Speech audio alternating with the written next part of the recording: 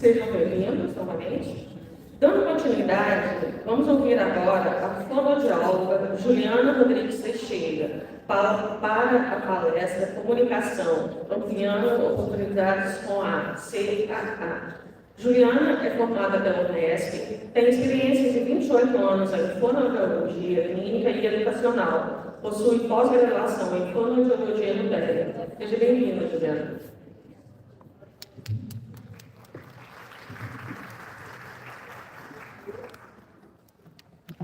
Bom dia, queria agradecer pelo convite, para estar participando desse simpósio, trazendo um assunto de relevância aí dentro das possibilidades do atendimento com pessoas com autismo.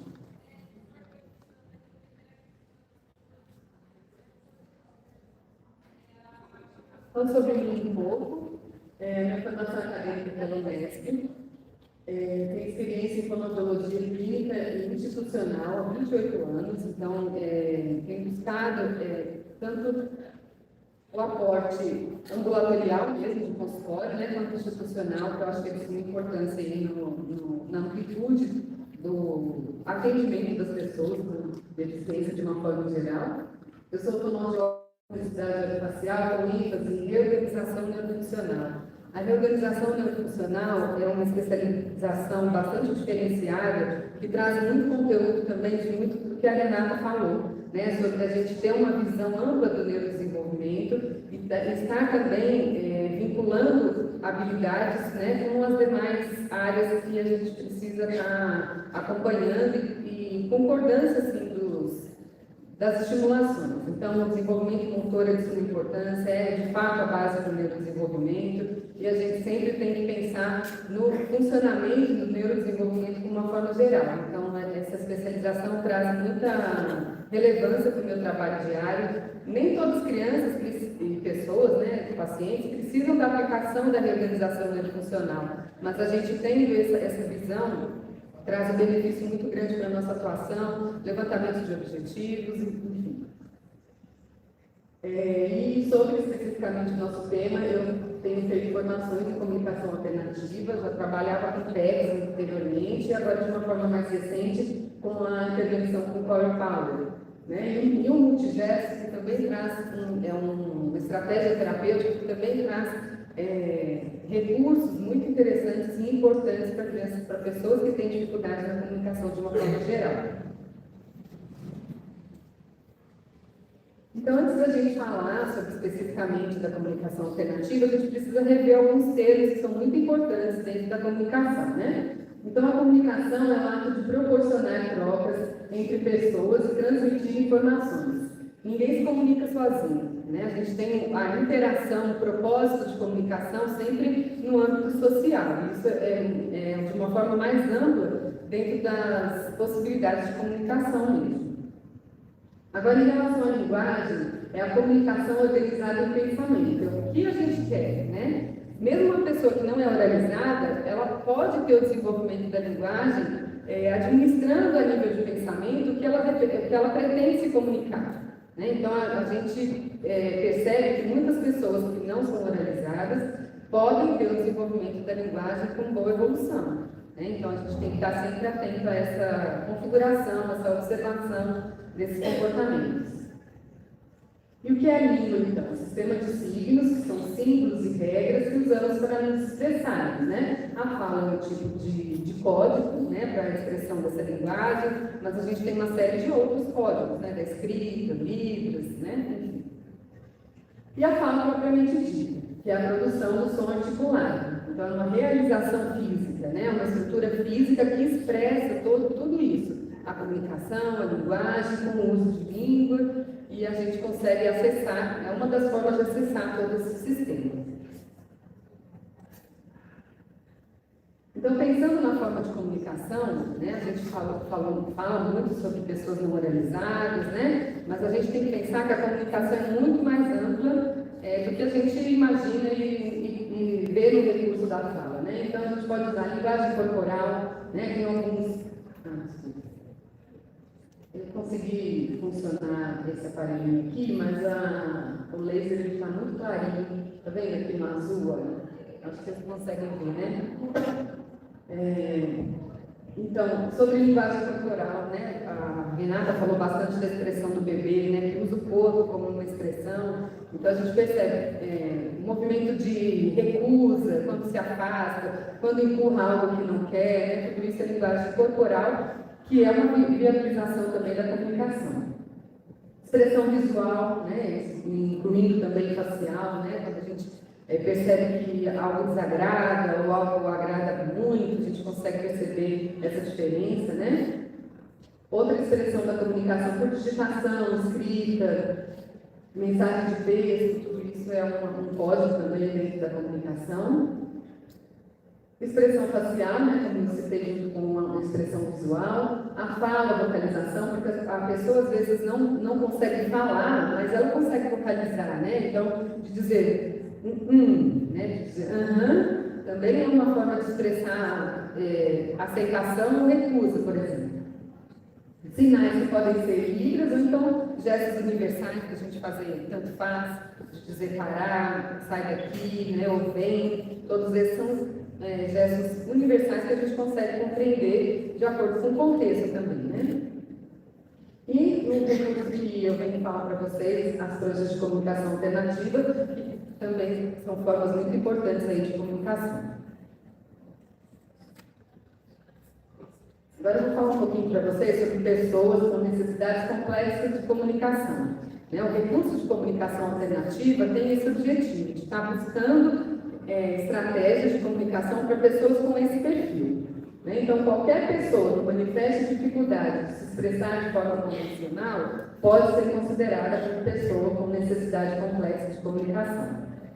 Não está vinculada a nenhum diagnóstico, né? A gente está aqui para falar sobre o autismo, mas muitos outros diagnósticos, como eu coloquei aqui, também se beneficiam desses recursos.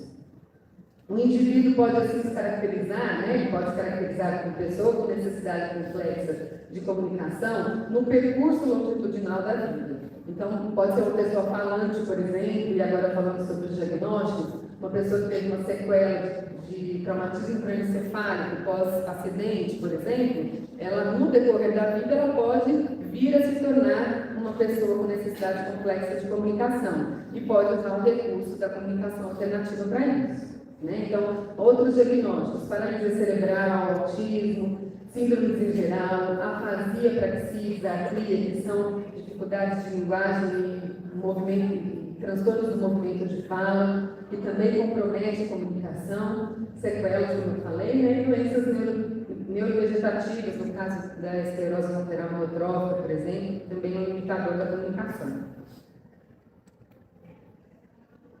Agora, falando sobre especificamente o TEA, 8 de cada 1000 indivíduos do mundo não conseguem usar a fala para se comunicar. É um número expressivo, né? A gente pensar no tanto de população, né, que a gente tem, é muito expressivo a dificuldade na fala nesse contexto.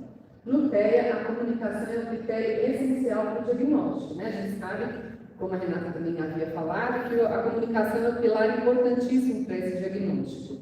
E a gente tem que pensar que a comunicação, nesse contexto de TEA, não é ausência ou presença de fala. A gente tem que sempre levar em consideração a qualidade, né?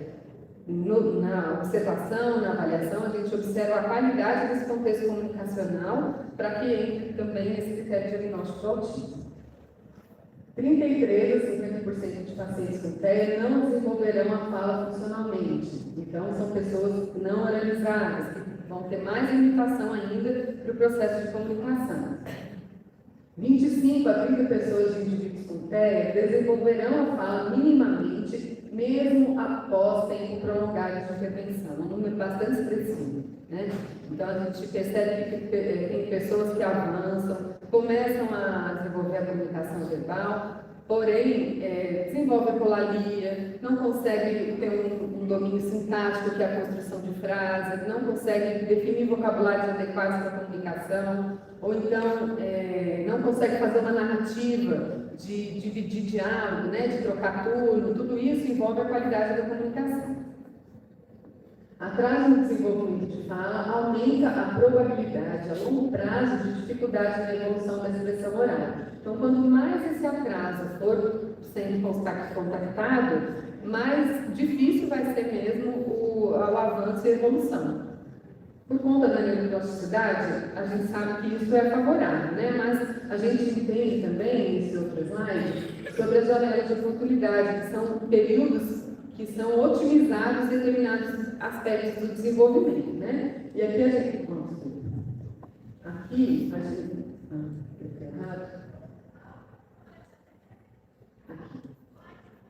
Aqui a gente vê, em relação à linguagem, que o período melhor para desenvolvimento compete de 9 meses a 8 anos. Então, uma criança que vem arrastando esse atraso no decorrer dos anos, vai se tornando mais difícil esse desenvolvimento, né? Então, a gente tem que ter esse cuidado também.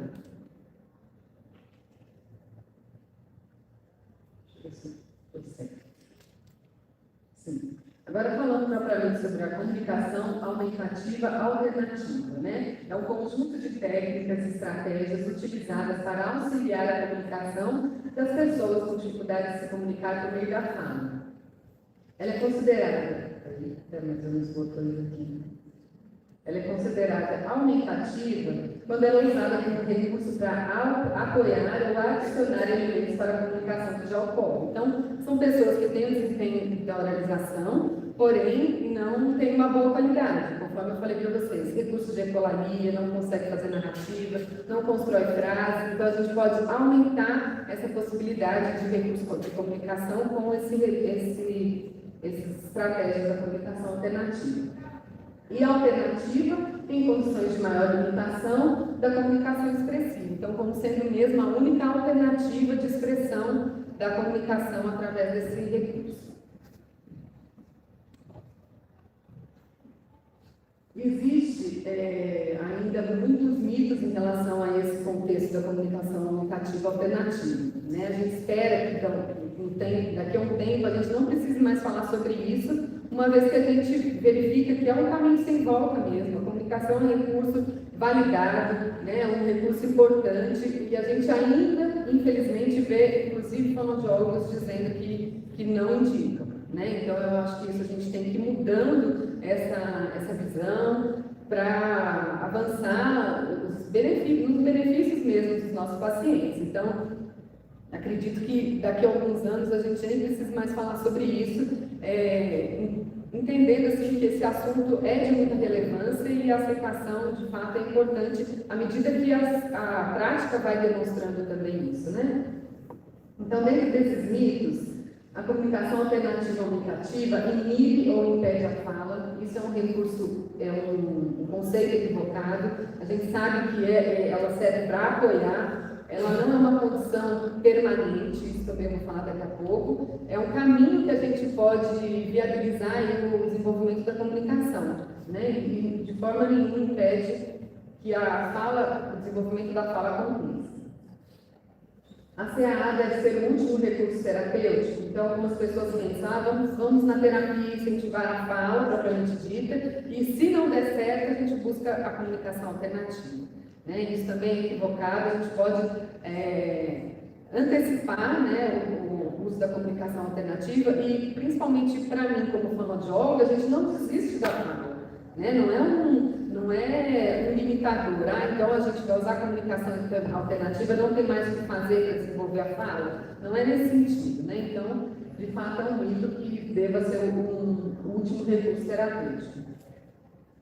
Outro mito sobre existem pré-requisitos para a comunicação alternativa aumentativa. Não existe, né? A gente não precisa esperar que o paciente esteja regulado, esteja a família com uma boa aceitação, a escola também fazendo o seu papel, mas a gente, por exemplo, uma criança que senta pouco, tem um nível de agitação muito grande, tem dificuldade no contato visual, a gente não pode esperar que isso se organize para favorecer esse recurso, porque isso pode demorar muito tempo também, né? Então a gente vai usando esse recurso à medida que a gente também vai estimulando esses objetivos de uma forma geral. Outro mito, precisamos começar com a baixa tecnologia para depois seguir para a alta tecnologia, né? Eu vou explicar para vocês um pouquinho como são esses recursos, mas uma vez definido o caminho, a gente deve começar pelo que a gente escolheu desde o início, né? Porque senão é um outro processo de aprendizagem, a gente ensina da baixa tecnologia e depois vai fazer essa transição, pode acontecer, né, da gente precisar fazer essa transição, mas é um outro caminho, né, a gente pode demorar muito mais para conseguir esse acesso. A comunicação alternativa aumentativa deve ser o último recurso da intervenção, né? Foi repetido ali no de cima. Porém, a gente precisa entender que isso tem que vir junto com o desenvolvimento, né? A partir de quando a gente observa que a fala já começa a falhar, né? E a gente percebe que tem os comportamentos ficando muito evidentes. A gente tem que ter esse cuidado também para observar e analisar o comportamento também como uma forma de comunicação. A gente pode já fazer essa indicação à medida que a gente percebe que crianças, por exemplo, de 1 ano e 8 meses, 2 anos, já podem iniciar esse recurso para estar apoiando a comunicação e melhorando muitos aspectos aí de comportamento, de aprendizagem.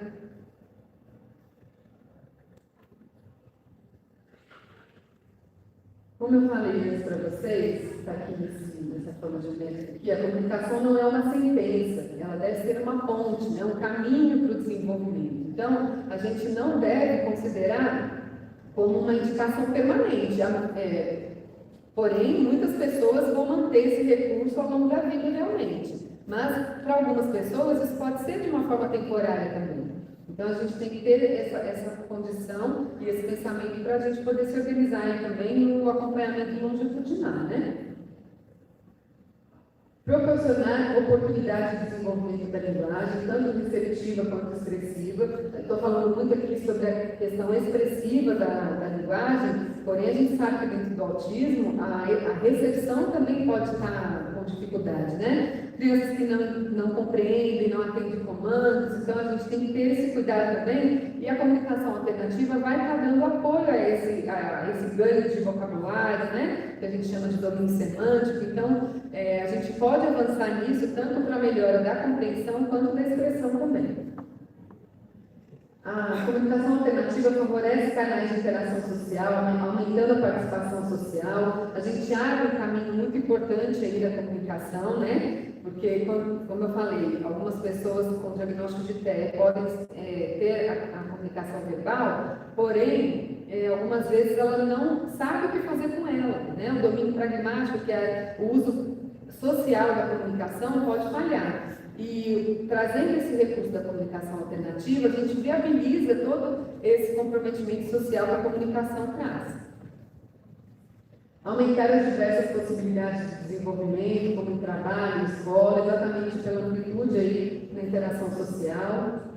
E também, como eu também falei, viabilizar o desenvolvimento da fala. Por conta da repetição, né, da forma sempre reforçadora, né, de usar as imagens, a repetição vai favorecendo esse processo de imitação e algumas crianças respondem bem ao desenvolvimento da fala com esse recurso.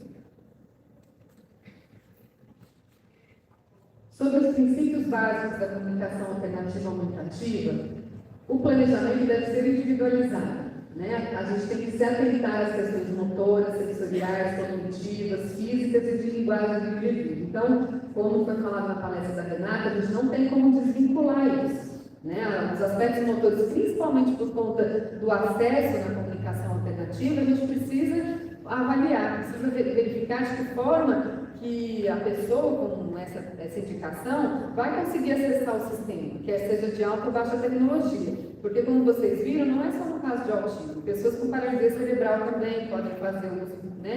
E tem uma limitação motora muito maior. Então, a gente tem que verificar qual é o melhor acesso motor e qual recurso que a gente vai escolher. Uma coisa muito interessante é que a gente não é a gente que define qual é o recurso, é claro com a nossa observação, mas quem vai nos mostrar vai ser o próprio paciente, né?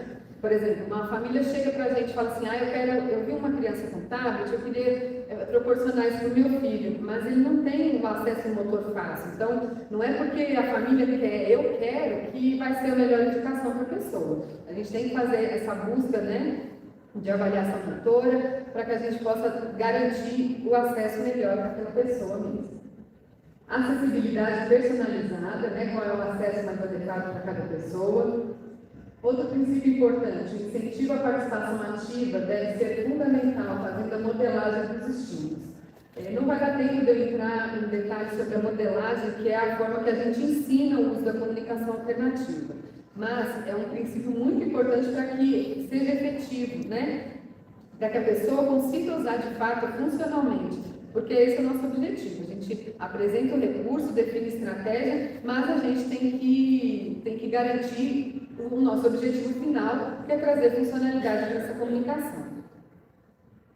Devemos buscar o equilíbrio dos níveis emocionais e sensoriais, verificar quais recursos podem aumentar ou abaixar esse nível de alerta. Por exemplo, pessoas com hiperatividade, que têm um nível exploratório muito grande, né? Busca muito estímulo sensorial, leva na boca, procura movimento, é inquieto. A gente tem que verificar o que a gente consegue fazer na terapia e no dia a dia para tentar dar uma regulada nesses níveis, né, de emocionais e sensoriais, para que o recurso seja melhor utilizado. E isso é muito particular, a gente vai avaliar caso a caso, verificar se esse estímulo, por exemplo, é hipo ou hipersensível, né? Como é que a gente pode oferecer mais recursos para que a estratégia seja melhor utilizada. Para cada acesso ao sistema de comunicação alternativa, teremos um movimento motor único, né? Que a gente chama de padrão motor único. O que significa isso? Quando a gente monta uma prancha de comunicação alternativa, a gente tem que ficar muito atento ao posicionamento das imagens. Né? Não pode ser em qualquer lugar, tem uma padronização dessa organização. E quando a gente muda as páginas das pranchas, quer seja na baixa tecnologia, que podem ser, eles chamam de flipbook, que são pequenos livros, né? Encadernados, que a gente vai modificando as páginas. Ou na alta tecnologia, que a gente muda também as páginas lá no sistema, a gente tem que ficar atento no posicionamento, se for, por exemplo, algum ícone repetido. Eu não posso colocar o eu numa posição superior à esquerda e na outra prancha no meio, né? Porque ele vai aprender aquele posicionamento, a memória motora vai trazer esse recurso de aprendizagem mesmo. Isso é um processo de repetição, de imitação, enfim. Um exemplo bem claro disso é que se passar, por exemplo, um bicho aqui na nossa frente, um bicho diferente ao que a gente queira registrar. Cada um de vocês vai pegar o celular e rapidamente vai conseguir abrir a câmera para poder fazer o registro. Se eu não esqueci meu celular e vou pegar de outra pessoa do lado, o bicho vai passar e a gente não vai achar onde que está o ícone da câmera, né, no lugar que a gente imaginava, porque é um outro sistema, um outro recurso. Então, essa repetição, esse conhecimento do padrão visual vai facilitar que a gente tenha um melhor no recurso da tecnologia, né? O feedback auditivo, tanto na baixa quanto na alta tecnologia, deve acontecer. O sistema da alta tecnologia, ele tem isso de positivo, né, que é o feedback auditivo. À medida que eu vou apertando os ícones, ele vai falando, né? Então, eu quero água. Naturalmente, o sistema vai trazer essa informação. Mas, se eu tenho uma baixa tecnologia com o sistema só impresso, eu vou ter que fazer esse papel, né? Então, por exemplo, eu estou num sistema de comunicação alternativa de ambiente comum, numa sala de espera, tem lá as imagens. Chegou o pacientinho que está desregulado, está agitado, não está bem, a gente traz para a informação visual e diz: eu estou entendendo, você está irritado, e aí você demonstra o ícone que você quer reforçar com ele. Né? Então, a gente vai fazendo esse papel do feedback auditivo, que é fundamental para ter esse retorno e conseguir se organizar, memorizar. O uso da comunicação alternativa deve ter uma consequência natural. Será um recurso aliado à rotina que já acontece. Isso não é nada fácil, né? A gente sabe que a rotina do dia a dia, quer seja em casa, quer seja no atendimento, quer seja na escola, é muito complexo, né? Muita coisa para a gente ficar antenado e atentando aí para as necessidades do indivíduo. Porém, não tem outro recurso. A gente não consegue, a gente não deve usar a comunicação alternativa, por exemplo, como um insight. Né? A gente agora é o momento de ensinar a usar a prancha, usar só naquele momento, por exemplo, da alimentação. Isso tem que ser um recurso que vai estar associado na rotina de uma forma geral. Né? Ele sempre deve estar próximo ao paciente, é um recurso do próprio paciente. Então, a gente precisa estar bem atenado a isso para que não se esquive da oportunidade de usar no dia a dia. Eu trouxe algumas diretrizes legais, né? A gente tem uma lei, uma das leis que é mais importante no nosso trabalho, a Lei Brasileira de Inclusão, a LBI, que já traz informações importantes sobre a base principal da educação inclusiva, a garantia dos direitos, o direito à educação inclusiva em todos os níveis, obriga a oferta de recursos de acessibilidade, que a lei já inclui comunicação. Essa lei não define especificamente a comunicação alternativa ou comunicativa, mas já traz essa informação importante em relação à comunicação. Proíbe a exclusão por deficiência. Né? Então, já é um embasamento legal importante para que a gente tenha respaldo nesse uso do sistema. Né? Eu coloquei uma parte, né, do artigo que traz esse embasamento. Outra lei importante é a Lei da Acessibilidade, que define a acessibilidade como condição para o uso de espaços, serviços e comunicação, e ela foi atualizada recentemente, incluindo o recurso de comunicação alternativa. Acessibilidade é a possibilidade de condição de alcance para a utilização com segurança e autonomia do sistema de meio de comunicação e informação por pessoas portadoras de deficiência ou com mobilidade reduzida. E define também no artigo 17, o poder público promoverá a eliminação de barreiras na comunicação e estabelecerá mecanismos e alternativas técnicas que tornem acessíveis ao sistema de comunicação e sinalização. Esse artigo 17 foi o artigo que foi atualizado mais recentemente. A Política Nacional de Educação Especial na Perspectiva Inclusiva define a comunicação alternativa como um recurso essencial à acessibilidade para alunos com deficiência. Ela é estruturada para eliminar barreiras da comunicação, promovendo a participação e a autonomia dos estudantes. Então, define um atendimento educacional especializado, organiza recursos pedagógicos e de acessibilidade que eliminem barreiras para a plena participação do aluno. Então, a gente vê que todos os recursos que envolvem a estimulação de pessoas com deficiência busca esse sentido, de trazer independência, de trazer autonomia, de trazer funcionalidade. Isso é que a gente busca na comunicação. Uma etapa muito importante do trabalho de comunicação alternativa é a aplicação da avaliação que é indicada no uso da matriz de comunicação. A matriz de comunicação é de uso amplo, não é específico fonoaudiológico, nenhum outro profissional, e através dessa matriz a gente consegue identificar as razões pelas quais as pessoas se comunicam e os comportamentos usados para elas se comunicar. Ela é apropriada para pessoas de qualquer idade e tipo de deficiência, incluindo deficiências graves e múltiplas. Então, é um questionário que a gente faz junto com os pais, para rastrear de uma forma bem ampla o comportamento comunicativo em diversos contextos desse paciente. Está muito claro para ver? Como é que está? Dando? Então, ao final desse questionário, lançado esse gráfico. E esse gráfico traz as informações bem abrangentes de todo esse processo de comunicação. Aqui do lado, é colocado os níveis de comunicação, comportamento pré-interacional, comportamento interacional, comportamento não convencional, comunicação convencional, até chegar na comunicação mais tradicional, vamos dizer assim, em relação ao idioma. Então, dentro desse gráfico também, ele coloca o que é branco não utilizado, o amarelinho emergente, o laranja que é dominado e o cinza que ele não superou. Então, eu trouxe dois gráficos aqui para vocês observarem em relação a esses domínios. Todos esses que estão pintadinhos aqui de laranja são conceitos dominados. Uma criança que tem uma comunicação muito funcional, ela consegue definir e se aprimorar das questões da comunicação com boa desenvoltura.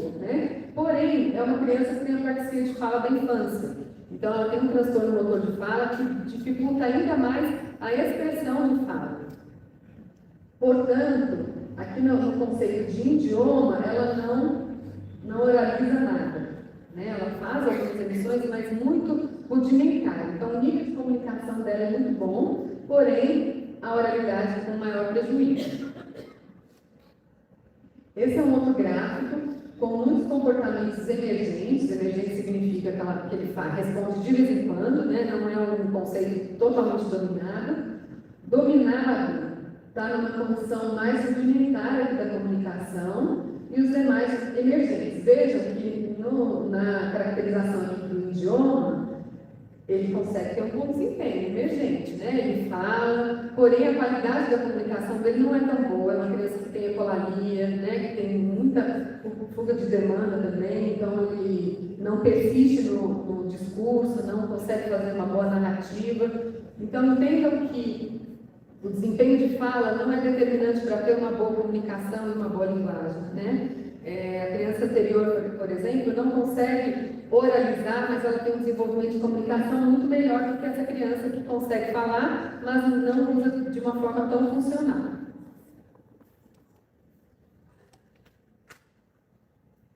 Depois que a gente levanta essa avaliação dentro da matriz de comunicação, a gente vai observar as funções de forma geral que a comunicação nos oferece, né? Então, quando a gente monta as pranchas, a gente tem que ficar atento se essas funções da comunicação estão sendo respeitadas, se a gente está dando oportunidade de cumprir todas essas funções da comunicação. Então, algumas funções aqui: prestar opinião, cumprimentar, responder perguntas, nomear, fazer perguntas, oferecer informações, expressar opiniões, manifestar humor, narrar histórias, rejeitar, recusar, expressar ideias, pedir ajuda, fazer pedidos, usar com função social, protestar, demonstrar afeto, né? Então envolve uma série de vocabulários que a gente tem que determinar e definir para que essas funções sejam respeitadas e tenham oportunidade de acontecer. Em relação à seleção de vocabulários, né? O que a gente precisa preencher essas pranchas para que ela seja mais efetiva e funcione de uma forma melhor, né?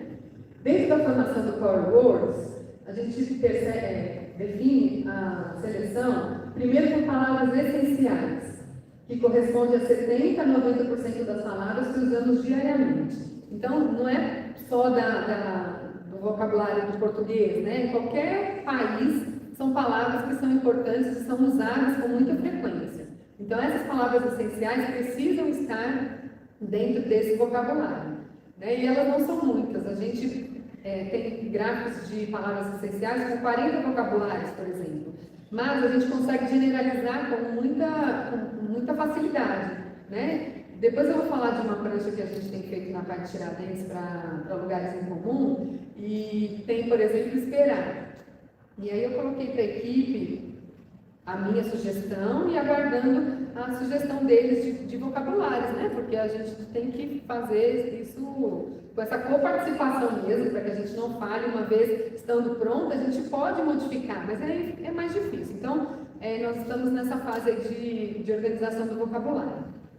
Uma professora me procurou: Juliana, eu acho bacana colocar, aguardar o motorista, porque às vezes o paciente vai para a sala de espera e fica aguardando o motorista, ele pode ficar ansioso, e a gente sinalizar que é para aguardar. E aí eu fui, realmente é uma função importante e é um contexto que é válido. E aí eu fui olhar o vocabulário, tem esperar, né? Então a gente não precisa colocar sinônimos ou outro contexto. Esperar também vai entrar no contexto de esperar o atendimento, esperar o motorista, esperar o momento chegar, né? E aí são vocabulários que a gente pode usar com uma amplitude de possibilidades muito grande.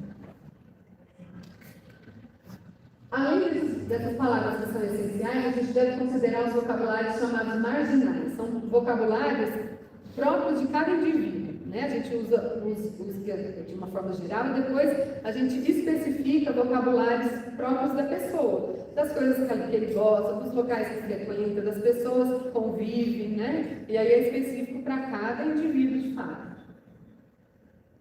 E como eu falo do exemplo do esperar e aguardar o motorista, entra nessa possibilidade de que os vocabulários devem ser multifuncionais, né? São vocabulários que a gente tem que oferecer a oportunidade de generalização. A baixa tecnologia, então, são recursos que não usam como o próprio nome diz, recurso tecnológico, né? Não tem pilha, não tem bateria, são recursos impressos e a gente pode realizar de acordo com a necessidade de cada indivíduo, né? Essa primeira página aqui, primeira imagem, é uma prancha, uma pasta feita pelo programa do PEX, né? E aqui já tem o Flipbook, que é a baixa tecnologia dentro dessa proposta do Core Works. Aqui que eu vou falar daqui a pouquinho também é sobre pranchas em ambientes públicos, né? Serviços públicos de forma geral. A gente também pode usar esses chaveiros que são mais volantes, assim, né, para pequenos lugares. Por exemplo, vai na padaria, pode levar um vocabulário específico para esse lugar, e aí usa quantidade de vocabulário menor.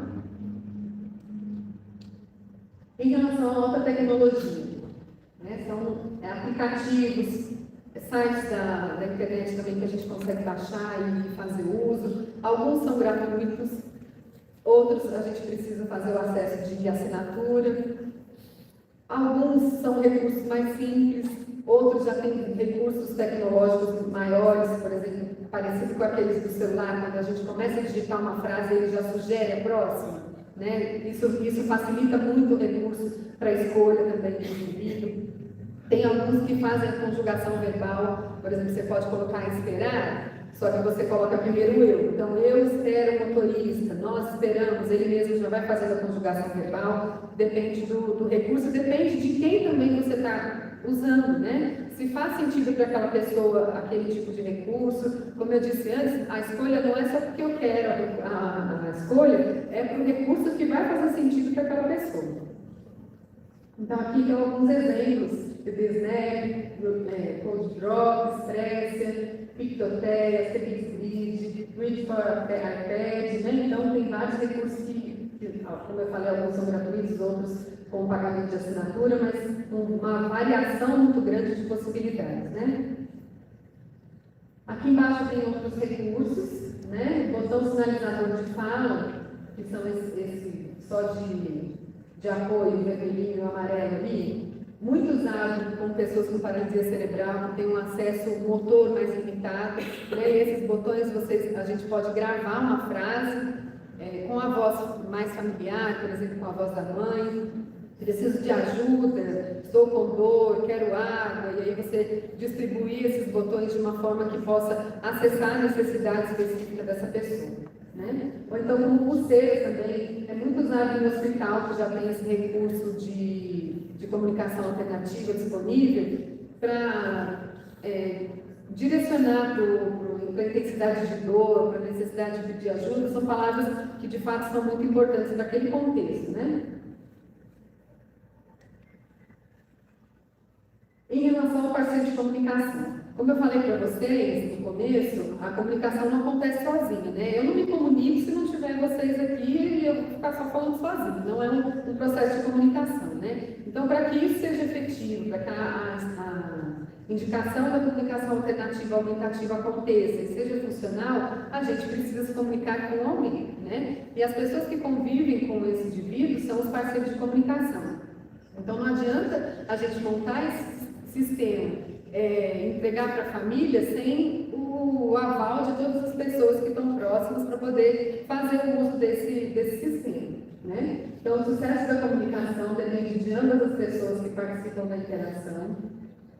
As habilidades do parceiro de comunicação são fundamentais, então a gente tem que saber o que fazer para não fazer de forma equivocada e não diminuir a motivação desse uso também. Os parceiros precisam ser orientados para a adequação do padrão de comunicação e apoiar o usuário de comunicação alternativa no desenvolvimento e no uso funcional do recurso.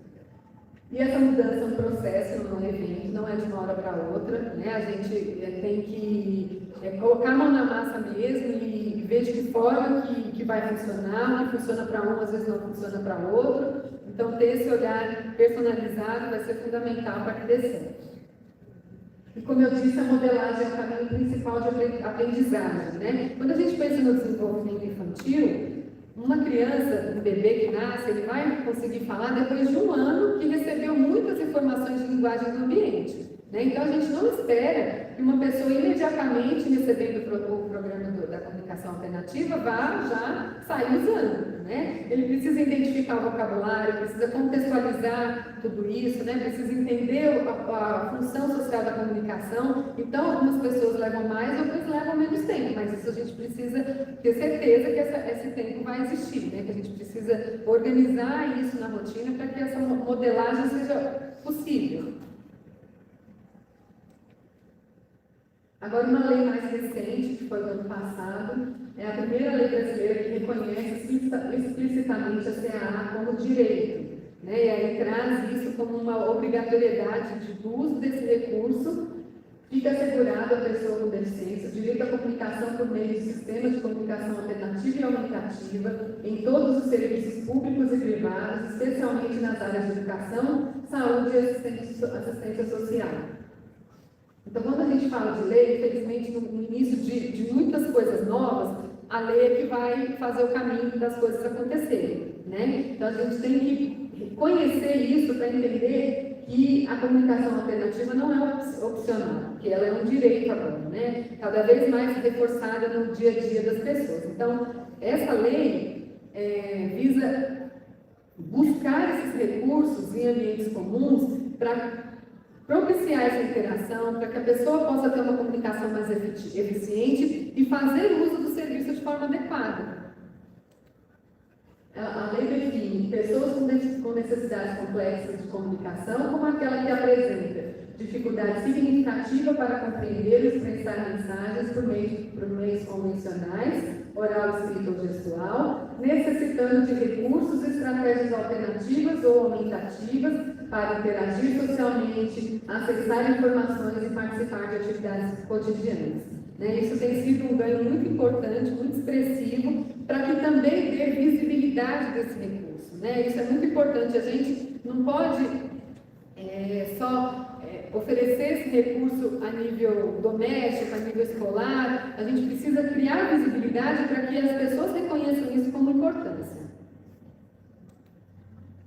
Então, como eu estava dando exemplo do que a gente tem feito na parte de Tiradentes, a gente está iniciando esse processo de colocar em prática essa lei de 2025, trazendo esses recursos para ambientes de circulação comum. Essa é uma prancha temática da sala de espera, e aí todo esse planejamento é feito de acordo com o padrão. Aqui a cor não ficou muito boa, mas toda essa primeira linha aqui é cinza, diz respeito às perguntas, os amarelos são pronomes, os rosas envolvem expressões de emoções, expressões sociais, os verdes são verbos, essa cor mais laranjinha são categorias específicas, quando você não consegue entrar em nenhuma outra, tem essa possibilidade. O azul dentro de advérbios ou adjetivos, vermelho como parar, ajuda, não, sim, são palavras importantes. Então a gente vai criando um padrão de comunicação e isso também traz um efeito de memória importante. E aqui é uma outra prancha do refeitório. Vejam, por exemplo, que quando eu falei do padrão motor único, na sala de espera, eu precisei de mais espaço, porque o vocabulário era maior. Então, é uma prancha com uma linha e uma coluna a mais. Mas eu tentei manter o padrão, por exemplo, do eu, do quero, sempre na mesma posição. Sempre na mesma posição, tá vendo? O eu está no segundo da primeira linha, o quero está no quarto da primeira linha. A gente mantém esse padrão para facilitar o acesso e a pessoa receber essa informação de memória o tempo todo.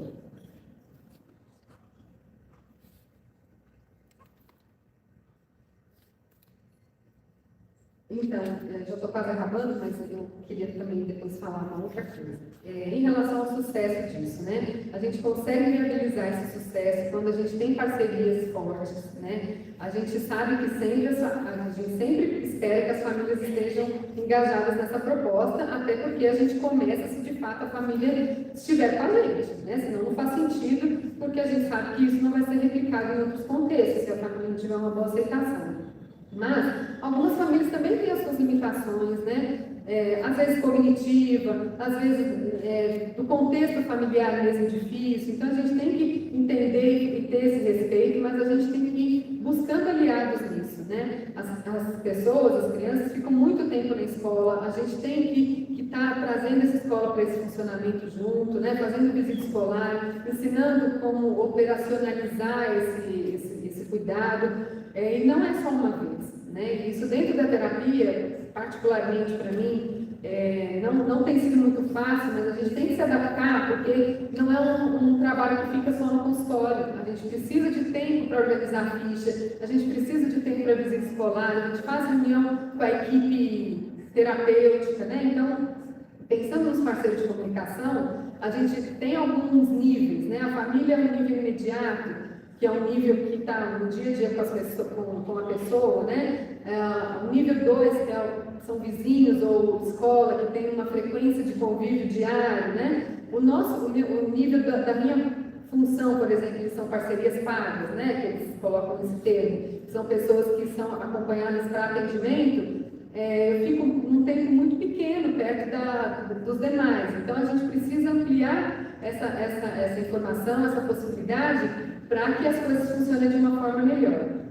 Né? E esse sucesso só vai acontecer dessa forma. Eu trouxe essa foto minha de uma paciente muito querida, que ela é a mesma do gráfico da matriz de comunicação, que tem uma funcionalidade muito boa, mas que não oraliza. Né? Então, nesse contexto, é uma criança que estava se sentindo muito incômodo, estava com cólica, estava com muita dor, estava muito irritada. Então, a gente trazer essas informações de vocabulário, dizer para ela: eu entendi, você não está bem, você está irritada, né? A gente vai nomeando sensações que anteriormente talvez não faziam sentido para ela, né? E aí, assim que a gente estava na terapia, fazendo nossa atividade, ela pegou o comunicador dela, porque ela tem muito empoderamento nesse uso, ela entende que é dela, sabe? Se a gente vai arrumar alguma coisa, ela pega de volta, porque ela entende que é um recurso dela,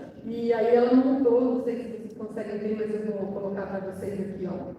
Eu estou com dor, não, eu estou mal com dor, né? Então, ela fez uma frase complexa, né, com as informações que ela estava sentindo, para verbalizar a sensação dela. Isso para uma pessoa que não é oralizada, isso é muito importante. Né? A gente percebe comportamentos de agressividade, comportamentos de recusa de demanda, de atividade, e, de fato, a pessoa não está bem. Né? E a gente pensa que ela não está tendo uma boa atenção, né? Coloca culpa em outras habilidades, outras dificuldades que não o próprio bem-estar dela. Né? Então, essa funcionalidade é fundamental. Para fechar, então, eu queria dizer uma coisa. Hoje em dia, a nossa comunicação está cada vez mais rápida. Né? Eu estive refletindo um pouco sobre esse desenvolvimento da comunicação, e como eu disse para vocês, eu sou formada há 28 anos, terminei a faculdade com 21, e tem que fazer as contas, eu fiz certo. Não, eu estou com 48, né? Eu estava falando com minha filha hoje, porque a gente quase não responde quantos anos a gente tem, então tem que fazer a conta, né? Então, nesse percurso, eu estava refletindo sobre como era a comunicação antes, né? Hoje em dia está tudo muito fácil, muito rápido. Minha família é de São Paulo, eu vinha passear muito com meus pais em Tiradentes, e as trocas de informação, quando eu voltava para São Paulo e a gente ficava um tempo sem se ver, vinha só nas férias praticamente, era através de carta. Né? Então, eu escrevia a carta naquele momento e poderia parar, depois continuar de novo, passar alguma informação daquele momento, e aí colocava no correio, depois de um tempo a pessoa recebia, se ela quisesse ler na hora, tudo bem, se ela não quisesse. Então isso, às vezes a comunicação era muito lenta e às vezes nem fazia mais sentido o que eu tinha colocado na carta, quando a pessoa já ia ler. Né? E hoje em dia a comunicação está extremamente rápida e é uma exigência do ambiente, do contexto que a gente vive, e isso também para os nossos pacientes são assim. A gente busca muita comunicação alternativa, por exemplo, nos recursos dos emojis, né? Isso às vezes representa muito mais uma imagem do que a gente escrever uma frase, por exemplo. Né? Então, a comunicação alternativa ela já é uma realidade no dia a dia de todo mundo. Né? Não é só para as pessoas com necessidade complexa de comunicação. Né? Um outro exemplo muito importante é que a comunicação visual é uma comunicação permanente, né? Ela não voa como as palavras, por exemplo. A Teresa Raquel deu um recado aqui, por exemplo, antes do café, dizendo que não poderíamos comer aqui, né? A área de alimentação era só lá fora. Se alguém perdeu ou foi no banheiro, saiu daqui e não pegou essa informação, poderia equivocadamente trazer alguma coisa aqui para dentro. Porém, se eu tivesse uma imagem aqui, por exemplo, de um hambúrguer cortado, né, ou um lanche, um pão, isso estaria permanentemente sinalizado que não poderíamos comer aqui.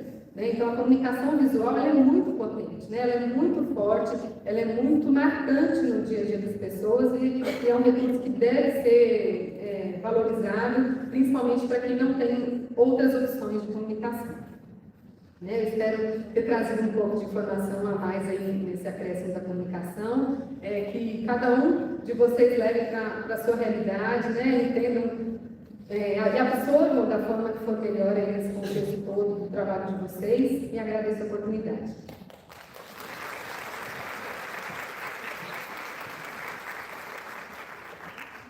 Muito obrigada, Juliana.